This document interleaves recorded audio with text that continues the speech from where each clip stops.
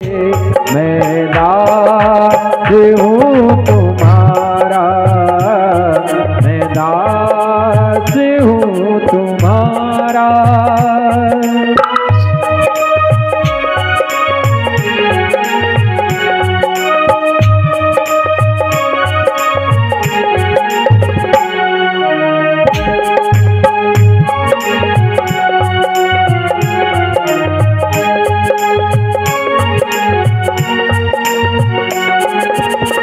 ढूंढ लिया जग सारा मैंने, दर्श न तेरा पाया।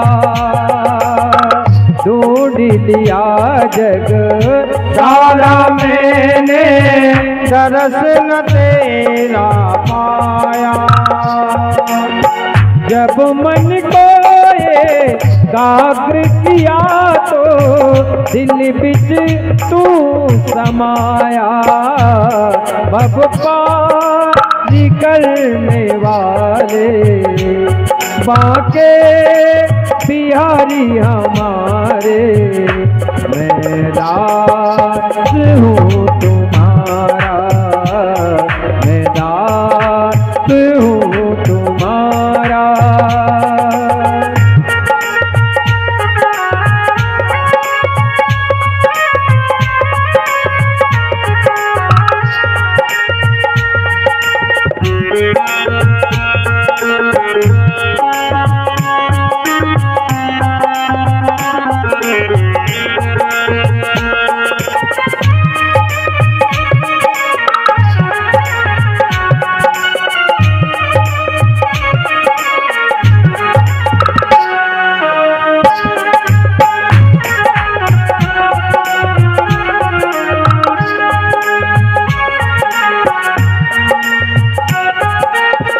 तेरी माया ने प्रभु मुझको जग में खूब नचाया।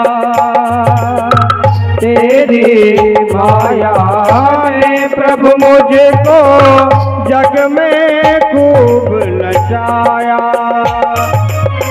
दीन बंधु भव तारण प्रभु जी, नाम तेरा गाया। शरबाती रहने वाले श्री राधा रमण हमारे, मैं दास हूँ तुम्हारा, मैं दास हूँ तुम्हारा। मुरली बजाने वाले उठाने वाले, मैं दास हूँ तुम्हारा, मैं दास हूँ तुम्हारा, मैं दास हूँ तुम्हारा, मैं दास हूँ तुम्हारा। तो कौन कहता है महाराज कि भगवान ने केवट पर कृपा नहीं की, और आप वैसे बन जाओ तब कृपा होगी। वैसा भाव हो महाराज, वैसी लगन हो महाराज, तो भगवान आज भी कृपा करने वाले हैं। पर कृपा पात्र बनना पड़ेगा। पात्र माने हमारा शरीर, हमारा मन, हमारा शरीर पवित्र होना चाहिए, मन पवित्र होना चाहिए, वाणी पवित्र होना चाहिए, लगन होना चाहिए, भाव होना चाहिए। तो आज भी भगवान कृपा करने को तैयार है महाराज, एक नहीं सब पर। और हम वैसे बन जाएं।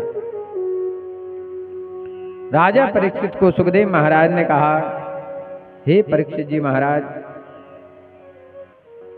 आप आसन लगाकर बैठ जाओ कथा सुनने के लिए। कथा में जरूरी है आसन। कई लोगों को हम देखते हैं पूरी कथा में 2-4 भी तो उठते ही हैं। अरे पहले से पूरे सब ऐसे निर्वृत्त हो के आओ कि आपको उठना ना पड़े महाराज। अरे कुछ ऐसे व्यसन इस शरीर में है महाराज, जिनके कारण कई लोग उठ जाते हैं। गुटखा खाने वाले गुटखा की राह देख रहे हैं कि महाराज कभी कोई भजन गाय उठ के खाए आए। बीड़ी पीवे बाय जल्दी जल्दी जाओ। देखिए तारीफ काबल है कि 5.5 फुट का व्यक्ति इतनी बीड़ी के बस में है। ना वो बीड़ी बोलती है, ना हल्ला गुल्ला करती, ना ताकत है, फिर भी बस में है आदमियों के। गुटखा उस पे बना है जहर, कैंसर, फिर भी लोग खा रहे हैं। ना जाने क्या मिलता है। स्नान करके आसन लगाकर बैठ गए। तो कथा में आसन का बड़ी महिमा है। कभी भी आपके गांव में कथा हो तो एक प्रतिज्ञा जरूर करना चाहिए कि जितने समय कथा चले उतने समय सबको बैठना चाहिए, क्योंकि ऐसा अवसर बार बार नहीं मिलता है। महाराज लिखा है भागवत में कि जितासनो, जित श्वासो, जित संगो, जितेंद्रिया, 4 चीजें कथा में जरूरी है। पहली आसन। और महाराज आसन में कई लोगों की इतनी आसन बदलती है महाराज, कछु जने से ऐसे बैठ जाए पूरी कथा में हलत रतवे ऐसे, बिल्कुल है। कछु जने से ऐसे बैठ, समझ में नहीं आता कितनी आसनें बदलते हैं। एक आसन में सबसे बढ़िया आसन है सुखासन। बढ़िया पालती मार के बैठ जाओ। जित आसन, जित श्वासो, कथा सुनते समय आपका मन यहाँ बहाना भटके, इसके लिए लिखा है कि भजन करते रहो कथा में। ओम नमो भगवते वासुदेवाय, ओम नमो भगवते वासुदेवाय, ओम नमो भगवते, मन में कहते रहो, कथा सुनते रहो महाराज, आपका मन यहाँ वहां नहीं भटकेगा। तीसरा है जित संगो। ऐसे व्यक्ति के पास कथा में जाकर बैठो जो कथा सुनता हो। ऐसे व्यक्ति के पास नहीं बैठो जो हल्ला करता हो, न खुद सुनेगा न तुम्हें सुनने देगा। ऐसे व्यक्ति के पास नहीं जाकर बैठो। जित संगो और जितेंद्रिय, अपने संयम से इंद्रियों पर विजय प्राप्त करके कि इतना पानी भी नहीं पी के आओ कि आपको द्वारा उठना पड़े, इतना भोजन करके भी नहीं आओ कि नींद आने लगे, ऐसा कुछ खाकर नहीं आओ कि बुद्धि खराब हो जाए। तो इंद्रियाएं बस में होना चाहिए महाराज, और बढ़िया ध्यान लगाकर फिर कथा को सुनना चाहिए। सुखदेव महाराज ने भगवान के विराट शरीर का वर्णन किया है। अब राजा परीक्षित कहते हैं कि किसका कीर्तन करें हम। यत् कीर्तनम यत् स्मरणम यदीक्षणम यद बंदनम यच्छवणम दहरणम लोकस्य सद्यो वितनोति कल्मषम तस्मै सुभद्र श्रवसाय नमो नमः। बोले हम कीर्तन किसका करें। देखो एक चीज बताया आपको, भजन का बड़ा प्रभाव पड़ता है हमारे मन पर। यदि हम चाहते हैं कि अच्छा मन लग जाए कथा में तो अच्छा सुनना चाहिए। अब महाराज कल हमने देखा वो कल गाना बजा था कि शिव जी दुख गया कौआ के फूल में, कैसे गा रही थी वो। तो एक वो लेट जाए, उसको ऐसी फुरफुरी उठी, वो नाचने लगी। मतलब उसको वो चीज होता है कि नहीं, तो वो उमंग जगी हो, वो नाचने लगी, बड़ी मस्ती में नाच रही थी।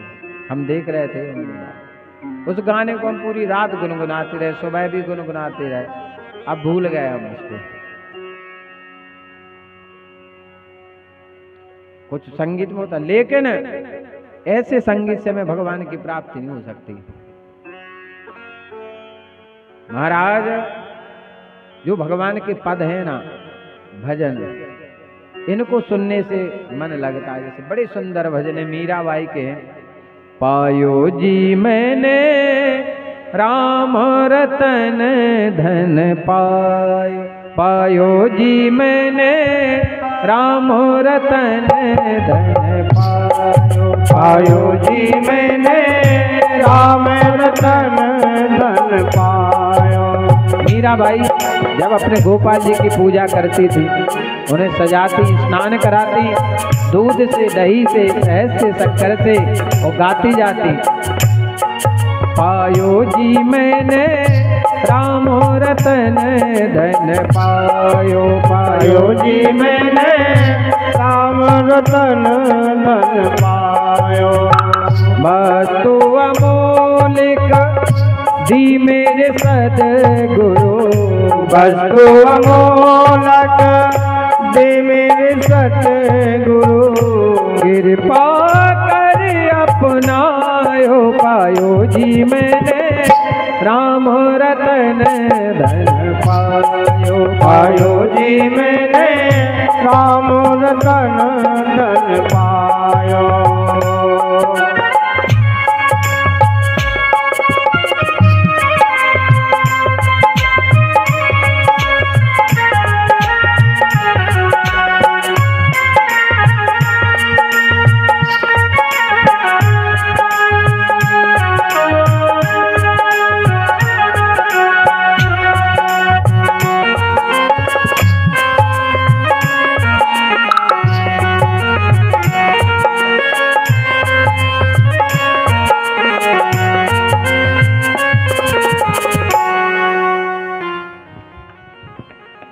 अब आप ये देखो कि ये भजन हमने भी गाया, वो कल वो बजाता शिव जी घुस गया कौआ के भूल में। अब दोनों में कितना अंतर है सुनने में। हम नहीं कह रहे, आप लोग अनुभव करके देखो।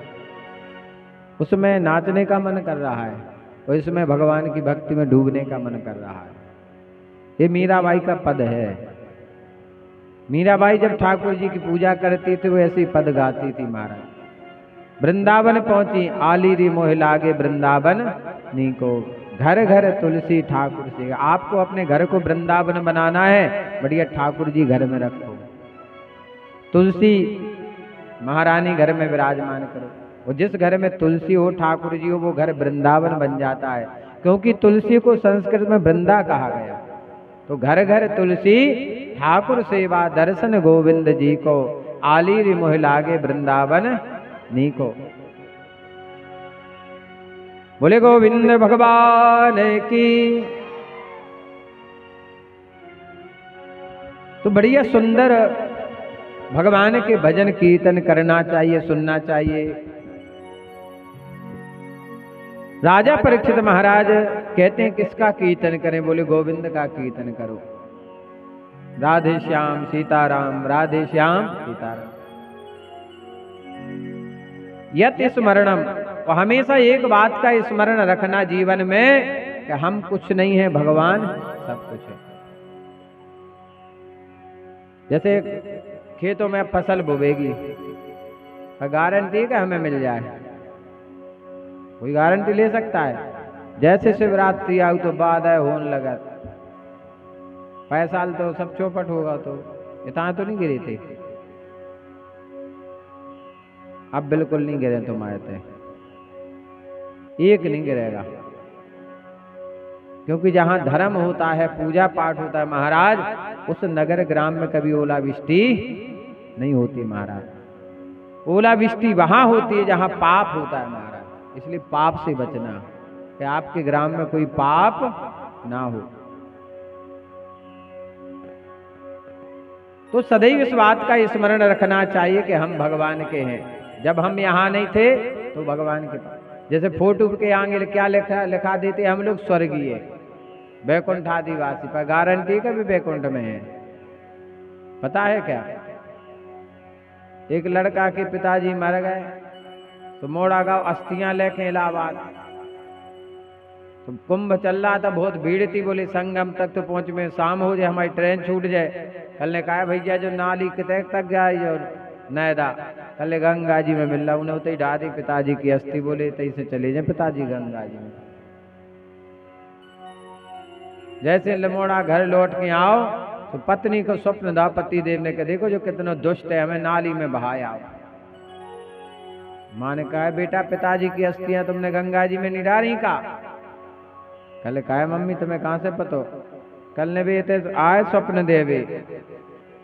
मोड़ा बोलो पिताजी ना पहले सुधरे थे और मैं वे के बाद भी नहीं सुधरे। मई के महीने गंगा जी में जा पाए थे, लौट के आ गए। बोले गोविंद भगवान की। तो सदैव इस बात का स्मरण रखना चाहिए कि हम भगवान के हैं, भगवान हमारे हैं। संसार की जितनी वस्तु हैं सब भगवान की है। जैसे हमें क्या कहना चाहिए? प्रसाद में 4 चीजें होती हैं। भोग कभी नहीं कहना चाहिए कि भोग दे दो। क्या कहना चाहिए? प्रसाद। सब ध्यान से सुनो, क्या कहना चाहिए? प्रसाद। अपना प्रसाद कभी किसी को देना नहीं चाहिए। कई लोगों में ये आदत होती है वे दूसरों को दे दे।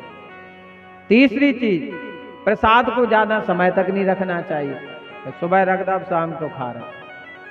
वो कभी ये नहीं कहना चाहिए कि तनक सो दे दो, तुम तो हाथ फैलाओ जो मिल जाए तुम्हें। ये चार चीज हमेशा ध्यान रखना चाहिए। सुखदेव महाराज ने सृष्टि के वर्णन की कथा सुनाई है। अब बहुत ही सुंदर एक कथा आती है कि एक संत मुनि थे जिनका नाम था करदम महाराज।